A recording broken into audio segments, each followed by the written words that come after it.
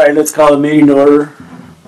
Roll call. Let the record show that all commissioners are here with the exception of Pat Kowalski. Approval of minutes from the October 22nd executive session and the regular meeting of October 26th. Second. All right, I had a couple of on the from October 20th on page 8.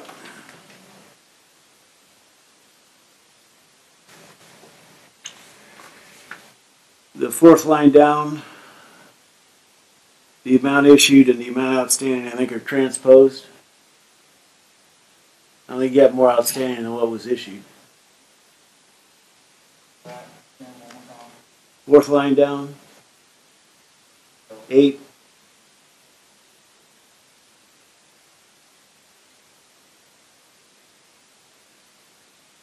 $4,879,000 issued and $5,208,000 outstanding.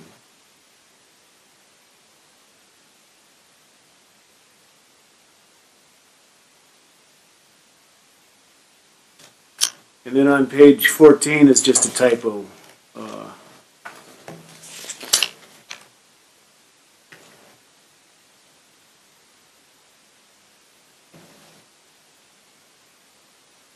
The first paragraph,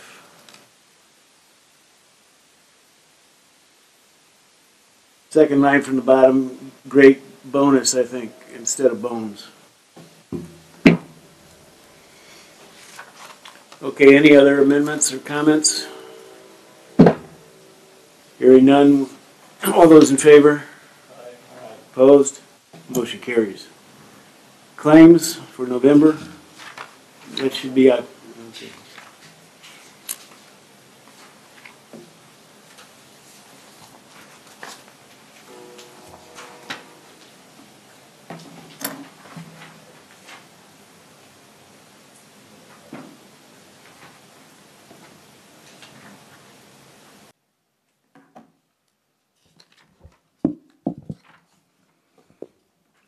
Okay, this is the Department of Redevelopment Claims Docket, November 9th, 2020.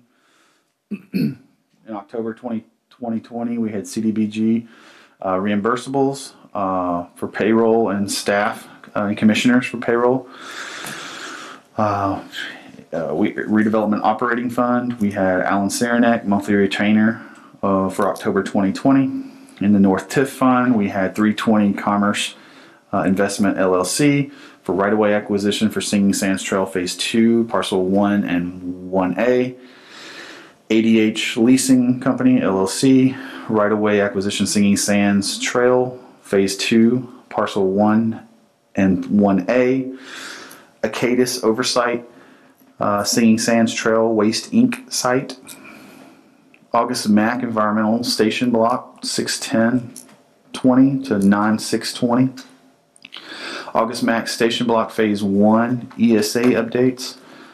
Baker Tilly preparation and presentation of annual TIF report. Butler Fairman Seifert Singing Sands Trail Phase 2 engineering from 8/1/20 to 9/30/20. Commerce Square Condo Association for right-of-way acquisition Singing Sands Trail Phase 2 Parcel 1 and 1A. Dr. Annabella Johans, right-of-way acquisition Singing Sands Trail Phase 2 Parcel 1 and 1A. Dr. Thomas J. Borman, right-of-way acquisition for Singing Sands Trail Phase 2 Parcel 1 and 1A. Hitchcock Design Group for double tracking schematic design report. Kramer, Berger and Hutter Association for right-of-way acquisition Singing Sands Trail Phase 2 Parcel 1 and 1A. Kathy M. Brennan, right-of-way acquisition for Singing Sands Trail Phase 2 Parcel 1 and 1A. Lakeshore Food Corp for right-of-way acquisition Singing Sands Trail Phase 2 Parcel 1 and 1A. Lakeside Partners LLC for right-of-way acquisition Singing Sands Trail Phase 2 Parcel 1 and 1A. Listma Family Limited Partnership for right-of-way acquisition Singing Sands Trail Phase 2 Parcel 1 and 1A. MC Chamber of Commerce for right-of-way acquisition Singing Sands Trail Phase 2 Parcel 1 and 1A. Kazar Katarwala right-of-way acquisition, Singing Sands Trail, Phase 2, Parcel 1 and 1A. We had NIPSCO Utilities for utilities at utilities at 1215 East 2nd Street as of 10/28/20. Plus Shally Richer Braun for Trail Creek Properties expenses and advances. Plus Shally Richer Braun, 1002 Franklin Street through 9/30/20. PR's Lawn Care Inc. for landscape maintenance of various North TIF properties. Samaritan Counseling Centers for right-of-way acquisition, Singing Sands Phase 2, Parcel 1 and 1A. Alan Saranac for legal services, North TIF. Sobia Katarwala for right-of-way acquisition, Singing Sands Trail Phase 2, Parcel 1 and 1A. The South TIF Fund, we had Baker Tilly, preparation and presentation of annual TIF report. Greenwood Consulting, feasibility study, incubator, co-working space, pay 1. PR's Lawn Care Inc. Landscape maintenance for various properties in the South TIF. Out of the Northeast TIF Fund, Baker Tilly, preparation and presentation of the annual TIF report. Okay, any questions of Skylar on the claims? Couple of comments, Mr. President. First, on the August Max Station Block Phase 1 ESA updates for 6,700. In conversation with Debbie Wilson today, somewhere along the line our math has gotten mixed up with August Mac. I originally reported to you that we're about $1,200 short if we approve that, based on what we've approved already. Following conversation with Debbie today, I had a conversation with August Mac, and I sent to them Debbie's data, and I've requested they send the same data back to me. So for the purposes of tonight, so we don't get in trouble with the State Board of Accounts, is that we should take that $6,700 for the Phase 1 out and address it next month. That's one thing. The other thing, all of those right-of-way acquisitions related to Singing Sands has to do with an agreement that occurred with Commerce Square last year sometime. And somewhere along the line, based on what the understanding was between the Redevelopment Commission and Commerce Square and the total claims that are coming in, there's about a $5,100 difference in terms of what they are. That doesn't mean you can't go ahead and approve all these things tonight, but I just wanted to use that as a forerunner because of the fact there may be more additional requests next month to make up for what that difference is. So that's kind of those two things. But as far as tonight's claims docket is concerned, it'd be my advice that you whatever your pleasure is, but do not approve that $6,700. At this point in time, it'll come up again next month once we've rectified what the differences are between our numbers with August MAC numbers. Any other questions or comments? Yeah, so Attorney Cernak, can you explain the right-of-way acquisition for Commerce Square? I guess I don't quite understand. I guess I understand right-of-way. What I don't understand is, I guess we're in the agreement. We're going to pay these out. I get it. I guess I just maybe like clarification as to, understanding where everybody in Commerce Square is located. The Singing Sands affected Highway 12. There's a part of the Singing Sand trails that there were originally two plans that came out that had a lot more of taking of Commerce Square property, which was what our original plan was, and that their homeowners association turned that down. So then we ended up with another area which basically we acquired 1,156 square feet on one side and then 1,775 square feet temporarily on the other. And by doing both of those actions, then we went and had an appraisal done last year and said, okay, this is what the value was of Commerce Square in total with these two parcels or with these two not even parcels, two property acquisitions and transfers so as to accommodate the Singing Sands trails. There basically came down to a difference of $22,000 $22,900. So the $22,900 and all of these claims, they're supposed to equal out, but we have a difference somewhere of around, like I said before, of about $5,800. Oh, I'm sorry, $5,100. That I'm not sure where it comes from, but we will probably, but these can go ahead and be paid, and then we'll make up the difference in terms of next month. So that's how, so in order to connect one end of Singing Sands to another Singing Sands, we had to cut through Commerce Square to be able to do that.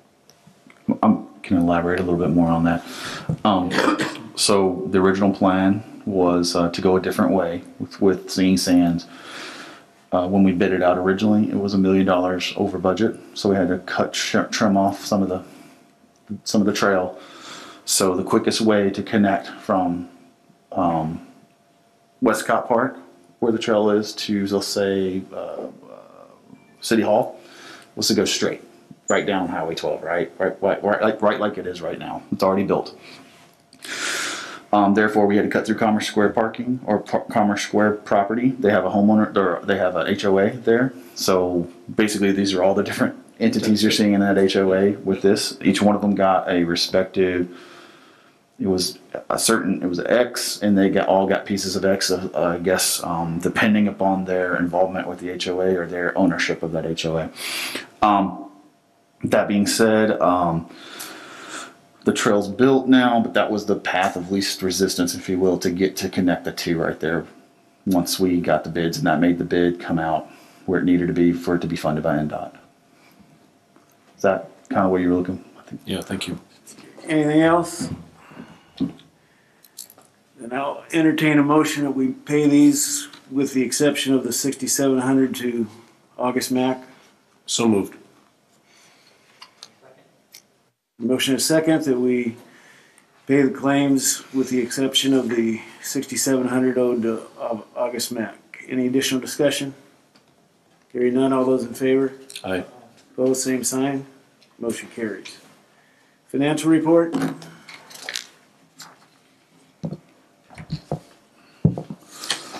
This is a financial report for MC Department of Redevelopment balance sheet for 9/30/2020. Cash operating account. In the operating account, we have $110,924.99. In the Southside TIF account, we have $5,599,399.30.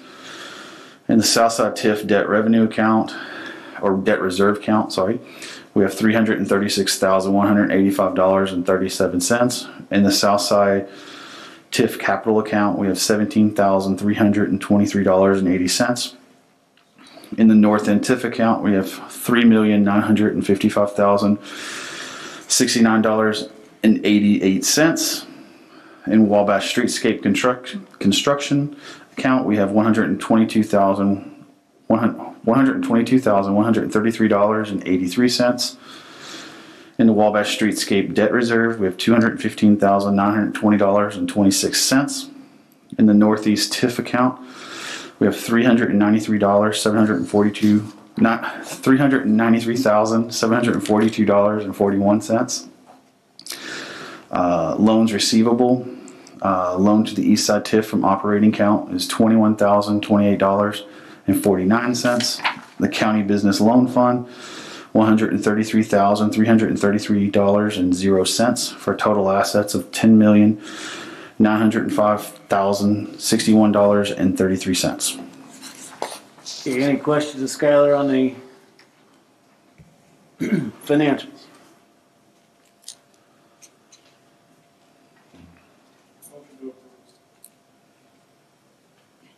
Second. The motion is second that we approve the financials as presented. Any additional discussion? Hearing none, all those in favor? Aye. Opposed? Motion carries. Okay, right-of-way acquisition, Singing Sands Trail Phase 2, parcels 1 and 1A. Okay, so we talked a little bit about that, but let me expand upon that a little bit. So in February of last year, they found out that they were going to have to go a different way. So they instructed Butler, Frammer, Seifert, who is their engineer, their project engineer, to basically they put an extra $20,000 into their budget for engineering. and said, go ahead and start negotiating with the property owners, because this is the way we're going to have to go to cut the $1 million out of the budget. So they approved the extra money for engineering and told them to start. They brought in their right-of-way acquisition team. They started negotiating. It took a year to do that or more, and now that's why we're here. We didn't approve an amount to be negotiated. It was all being appraised and then divvied up between the owners of that parcel, which brings us to where we are now, and the trail is actually built right now. So we need to make them whole, but also it puts the trail into the city's right of way as well. So that's what we have just approved. That's a little bit more explanation on that. I think that may have been lacking in my explanation to Chris. We thought that they had, I thought that they had already approved a number not to exceed with the acquisition of that, because I would think that we wouldn't build a trail on someone's property that we hadn't signed off on acquisition yet. Anyways, that's what brings us to where we're at today. All right. I'll entertain a motion to approve the acquisition of the right-of-way from Commerce Square for Singing Sands. Is Second. there a motion? John, did you do? Nope. No, I haven't made a motion yet. I was just wondering, what was the total amount? Of the acquisition, or for acquisition and engineering? That we're approving right now? Oh gosh, you did the math. It's like 26,000 and something.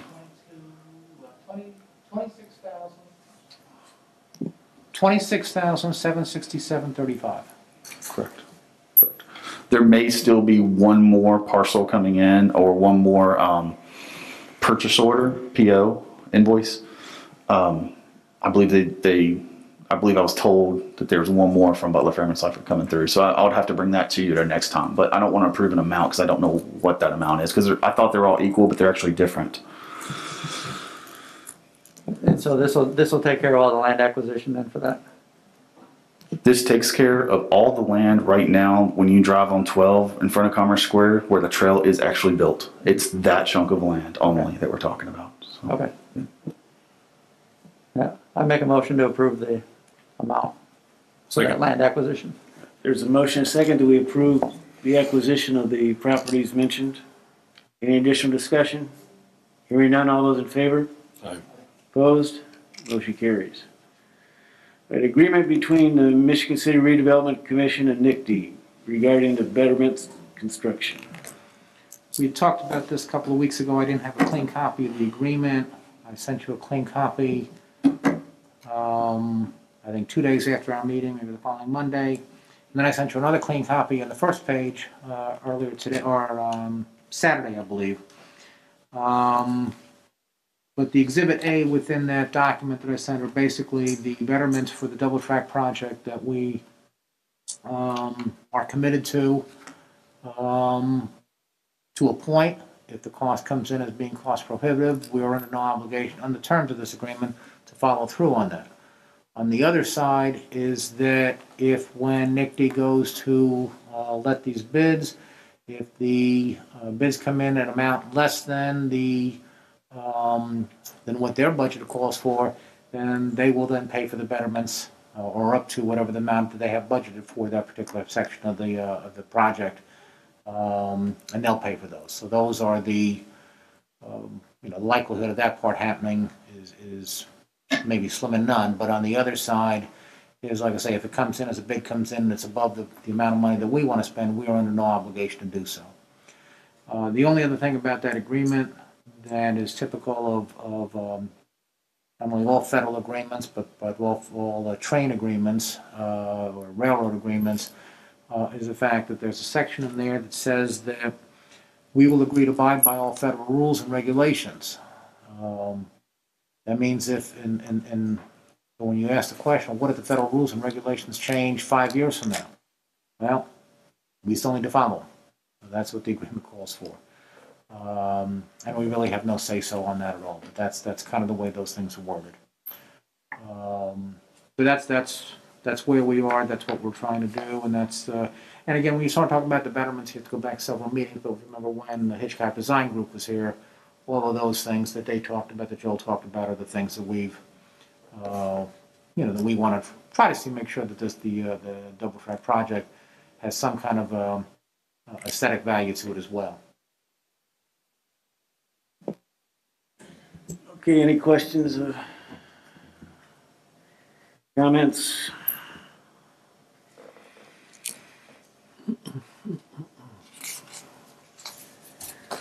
Somebody like to make a motion? I'll make a motion to approve the agreement between Michigan City Redevelopment Commission and NICD regarding the betterment's construction. Motion is second that we approve the agreement between NICD and the RD's Redevelopment Commission regarding construction. Any additional discussion? Hearing none, all those in favor? Aye. Opposed, same sign. Motion carries. Next item is approval of Skylar York as Executive Director of the Redevelopment Commission, retroactive to January 1st, 2020. Skylar, you want to explain this? Sure, I can explain that. This is simply just some housekeeping.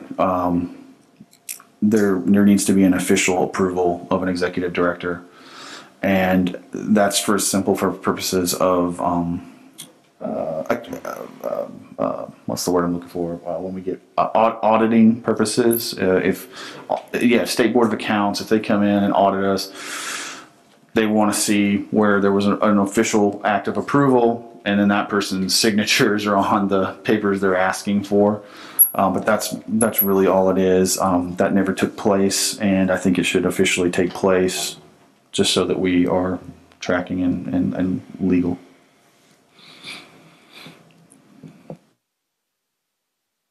Okay, any questions on that?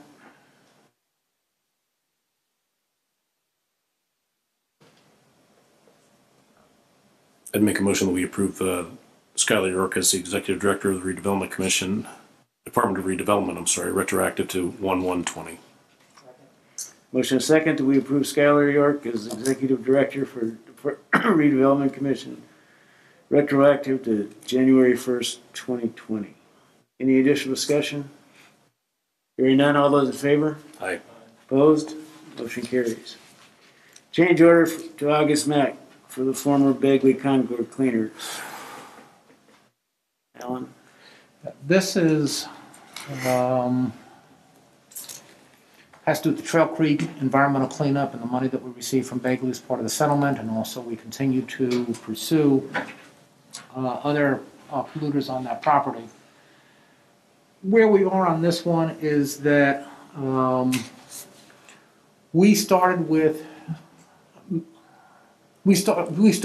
in July. Once we received the settlement, we knew that IDEM always requires, before they close up any type of contaminated site, they're going to require a minimum of 8 quarters of monitoring.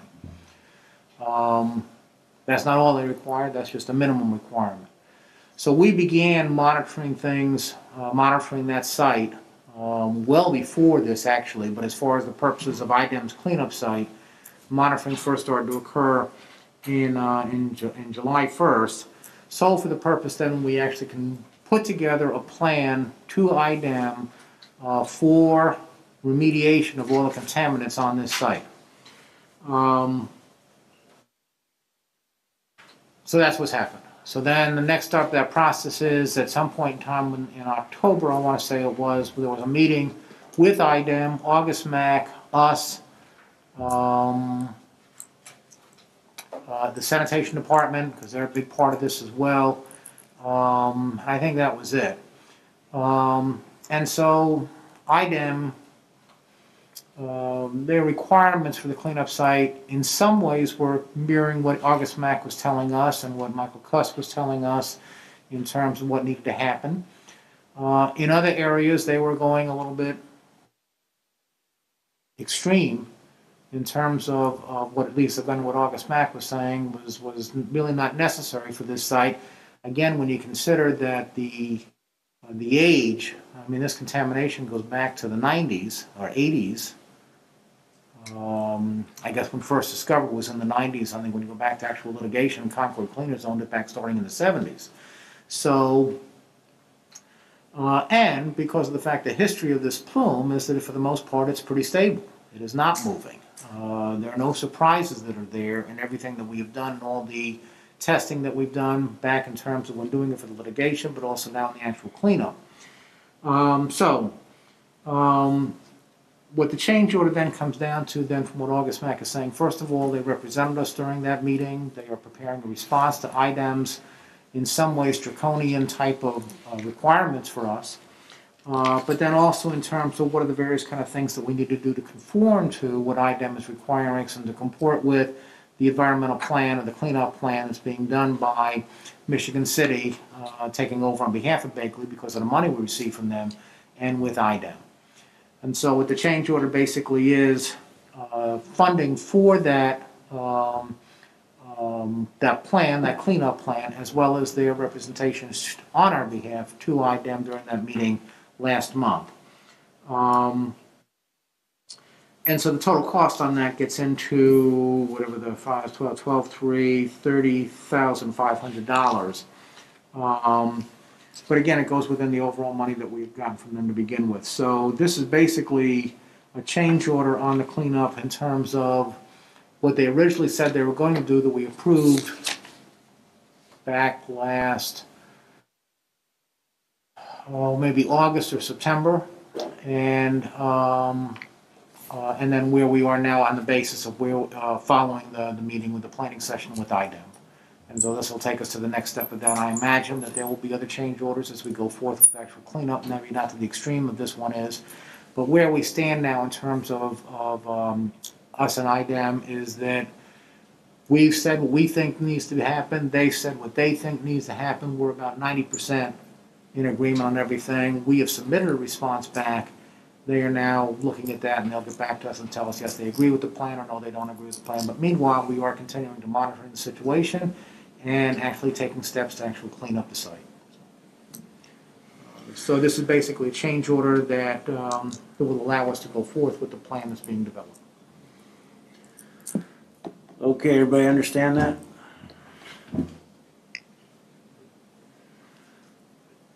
Someone like to move?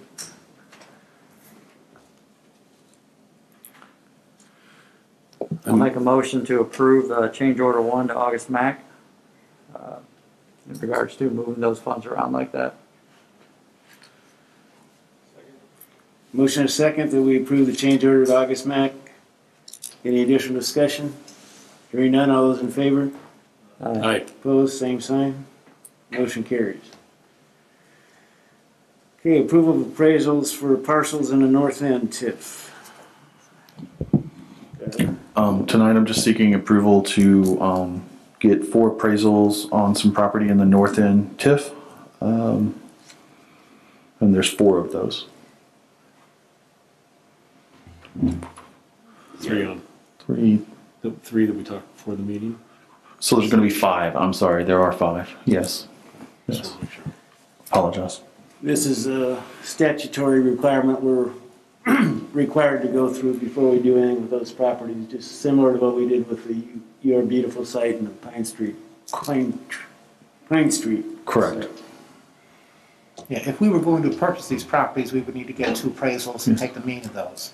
This doesn't commit us to anything. This just gives us a ballpark figure of what we're looking at in terms of is this worth pursuing or not worth pursuing.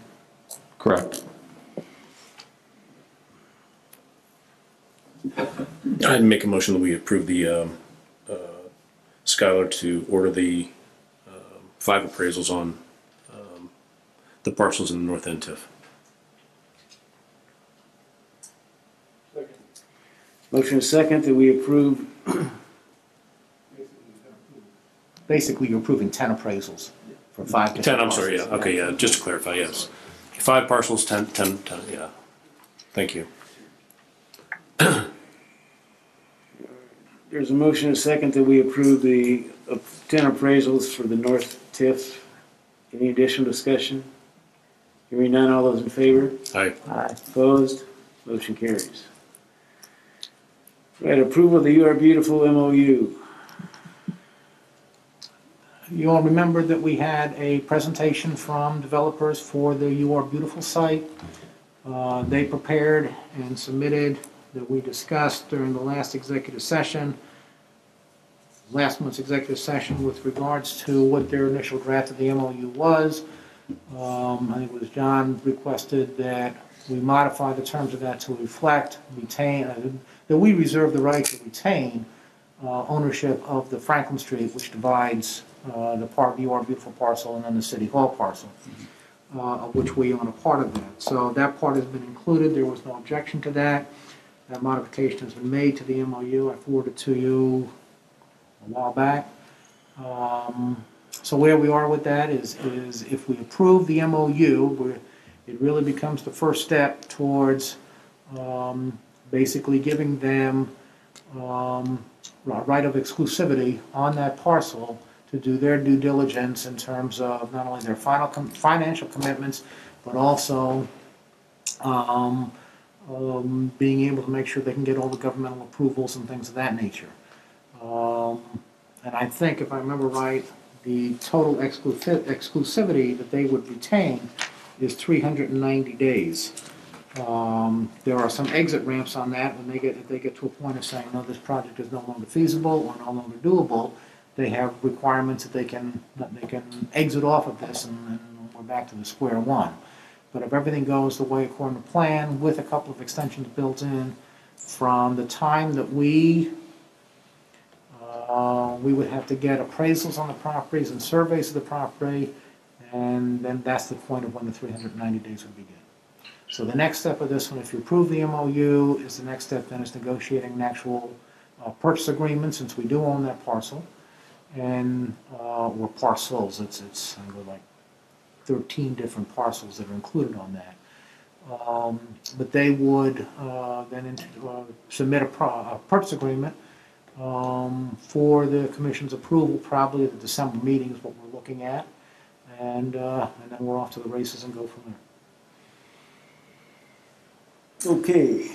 One more thing. I mean, when we talk about the terms of a memorandum of understanding, this now becomes a legal binding document that commits us to this group for the development of the project, and there'll be a formal presentation that will be made, but that commits us to that as a first step, which again, our first exit ramp then would become the purchase agreement. But it basically says we have to negotiate in good faith on a purchase agreement for execution, and then so forth is spelled out in the agreement, or in the memorandum of understanding. Okay, thank you. Anybody have additional questions? I know we've discussed this for quite a while.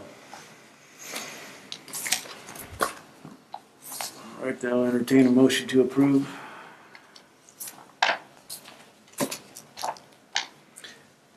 I'll make a motion to approve the You Are Beautiful site MOU. I'll second it. Motion and second that we approve the memorandum of understanding for the You Are Beautiful site. Any additional discussion? Hearing none, all those in favor? Aye. Opposed? Motion carries. Report by legal counsel. The only thing that I have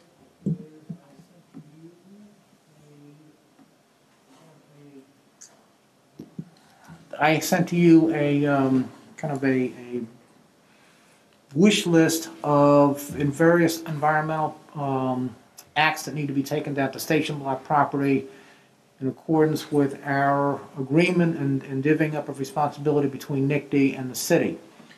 There was a proposal called Site Development Redevelopment Plan under date of October 13th.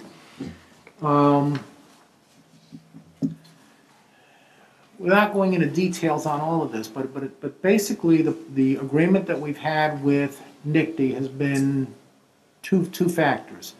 First of all, three factors, a lot more than that. But once we've actually acquired the properties, and then we are responsible for making sure that they are shovel ready, including addressing all environmental concerns, and they get conveyed over to NICD, and then they actually begin the demolition, which they're paying for, and then the actual construction of the train station. One of the principles that was negotiated and there's been agreed upon has been kind of from the viewpoint of we're aware of an environmental problem, for lack of a better word. Above ground and below ground, it's our responsibility. For example, on one of the parcels there are underground storage tanks, and I think all total there are 5 of those, and those are mentioned in this report. 4 of those we're going to have responsibility before because they do present an environmental hazard. So we would have to take care of that pursuant to our agreement with NICD. The 5th underground storage tank, if left on its own, if this development were not occurring, would not have to be addressed. It's not an environmental problem. It was taken care of many years ago by a prior owner, and it's fine. It can stay the way it is. However, and this also goes to other areas on the station block as well, once they actually start excavating below ground, well, now this thing becomes an environmental problem. So NICD is responsible for that and not us. And this is going to be a recurring theme, at least on 2 more future occasions as we go forth with this project. So when you look at the proposed scope of work starting on page 3 under phase 1, 1, 2, 3, and 4 would be our responsibility pursuant to the agreement with NICD. And that would come to a cost of, I want to say, a cost of between $64,700 to $72,500. So we want to look at that one as if we are going to approve this agreement, not to exceed the $72,500. That's, to me anyway, strikes me as being pretty clear cut. Then you get to item 1.5 is exactly that is another example of whose responsibility should it be? It's monitoring well abandonment. It's something that's going to need to happen when NICD comes in and starts building this parking structure. If they were not coming in and doing this parking structure, there were not going to be any construction on that. It was just going to stay, and nothing was going to change. Those wells could stay there from now until the end of time. They're not an environmental danger, but there is a level of sophistication for removing these wells. It's not a simple process. So I would say we don't do 1.5 at this point, and we would argue with NICD, it's below ground, and it's not a problem until you guys start disturbing the ground. So I would say hold off on 5. And then the second, phase 2, has to do with everything, as you know, part of this project is the fact we're retaining 40 feet on the west side of the property for future development that we want to have control over. This would allow us to address those environmental concerns that are on that west side of that property. And this just gets down to how confident you are that we're not going to have any snafus during the course of the construction of the project. There's no need for us to do it at this time. And we may do it at this point, need to change plans at some point in time in the future. It's something we're going to have to do in the future, but I think the only thing we're going to save money on right now is the second mobilization cost, which, on the scheme of things, is like a spit in the ocean. So I would not recommend going forth with phase 2 at this point in time, just because there are a lot of uncertainties and unknown on 90% of the project when NICD gets started with that. So my only request at this point would be is to approve phase 1 through 4 of the site development plan submitted by August Mack for a cost not to exceed $72,500.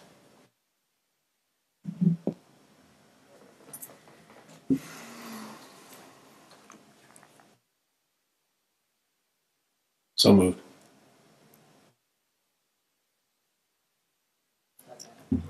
Motion and second that we follow the attorney's recommendation for the August Mack document. And not not to exceed $72,500. Not to exceed $72,000. $72,500. Any additional discussion? Hearing none, all those in favor? Aye. Opposed? Motion carries. And then the only other thing is to report that there was an executive session immediately before this meeting. No decisions were made, no items were discussed that were not permitted by the open door law. Okay, report by director, Skylar. I don't have anything to report tonight, but I do. I know that at the last meeting we handed out our municipal riverfront license rules and regulations. I know you guys have been requesting that. So at some point in time, I think we should take time to review that and maybe pass some comments along to me as well about updating those, getting them cleaned up to where they're a little bit more presentable and understandable. Other than that, one thing that didn't make it onto the agenda tonight, but we need to approve it if it's going to, in order to make it happen. It's this approval of the Santa House, and it goes on the southwest corner of the area downtown that we own at 7th and Franklin Street. And I think they placed that there before the snowflake parade, and in order to get it there at that time, we would need to approve that tonight. But I think we should approve it subject to them working with Alan to make sure that all our legal documents are in order for that. So.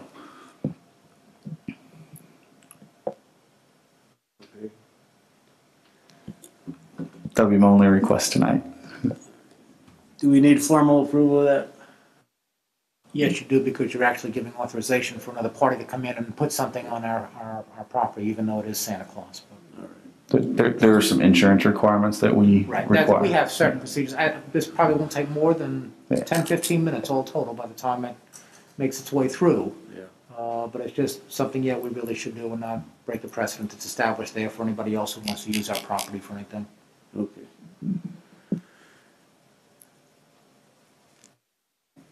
So would we entertain a motion tonight? I'll make a motion to approve allowing the trailer to come onto our property. Was it 7th Street? 7th and Franklin. Also, following any and all COVID requirements that are going to happen with that too. Good call. Second. There's a motion, a second, that we allow the Santa, is it trailer or house? House. Yes. To use our property at 7th and Franklin. Might I add that they do have a plan for COVID and health plan. Okay. Following the city's health plan. Any additional discussion? Hearing none, all those in favor? Aye. Aye. Opposed? Motion carries. Anything else, Skylar? Not at this time. Okay. Public comment?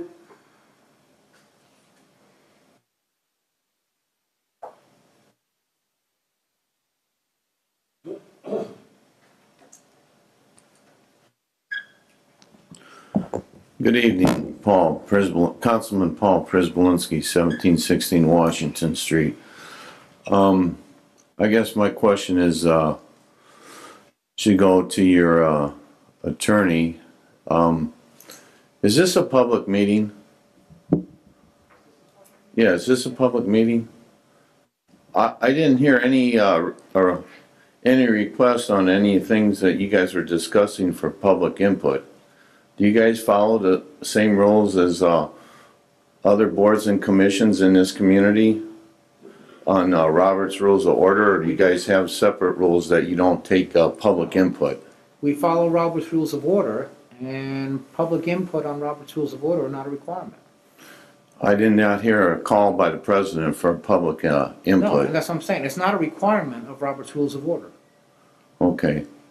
It's not a requirement. So you guys more or less don't listen to the public if they do have a concern when you're talking about an item, more or less.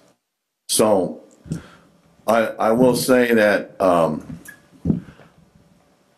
I can't believe that. I can't believe that you don't ask for public comment. That's true transparency. Let me ask you this question. Are you guys in litigation right now with the Bloxham property? Or are we working, that's a simple yes or no. Are we or are we not?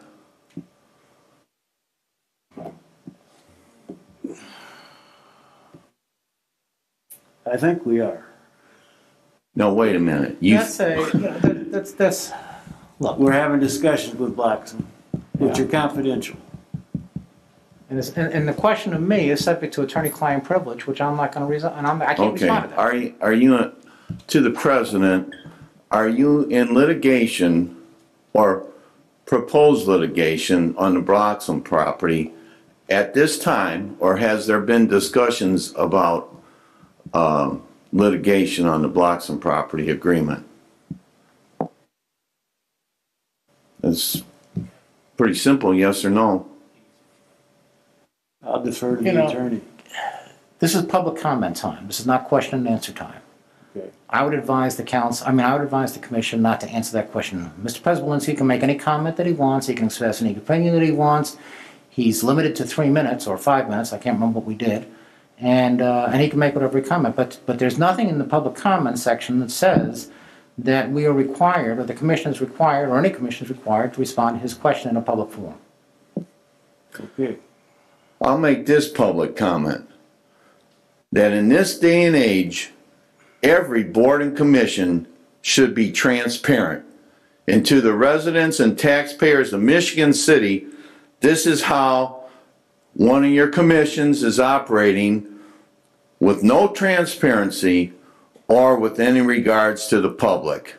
So with that note, I think that we're going to have to investigate what we should do about this, because I think that's totally disrespecting the public and the trust that the public has put in us to operate the city and to watch their finances. Okay, any other public comment? Any other public comment? Commissioners' comments? I'd just like to make one, a local radio station in one of their newscasts said that we are constructing the parking garage. That's not accurate. NICTE is going to construct that parking garage. There's no cost to the city for that. So, any other commissioners' comments? I'd just like to make one comment. If there are comments in the executive session with respect to any property, any potential litigation, those things are kept in executive committee until they become public. So with respect to Councilman Prespolinski's comments, if we were in litigation, that would be a executive committee discussion until it became public. So I'm part of what the public comments section of the agenda is exactly for that. Now, maybe there's a discussion that we can have to modify our agenda. However, I will have to say that as a person that has dedicated a lot of hours to this community, for anybody to say that this commission or any other commission, but particularly when you throw a dart at this commission and say we're not being transparent, things that we talk about in public, those are all transparent. Things we talk about in executive committee are not transparent because they can't be, because that's why we have executive committees, and those are only set for the executive group or the commission. So I take offense to that. If there are specific questions that the city officials or council people or people in the public, this is an open forum. come to the meeting, ask a question, make a comment. If you have questions, you can direct those questions to the president or any of the commissioners or to our attorney. If there are questions, we will address those things. But to say we're not transparent, that's offensive. Any other commissioner comments? Okay, hearing none, the next meeting will be December 14th. And I imagine we'll be having it here. Unless things change as of right now, it will be at this location, correct? Okay. All right. Motion to adjourn. So moved. Motion second, we adjourn. Any additional discussion? Hearing none, all those in favor? Aye. Opposed? Motion carries. We're adjourned.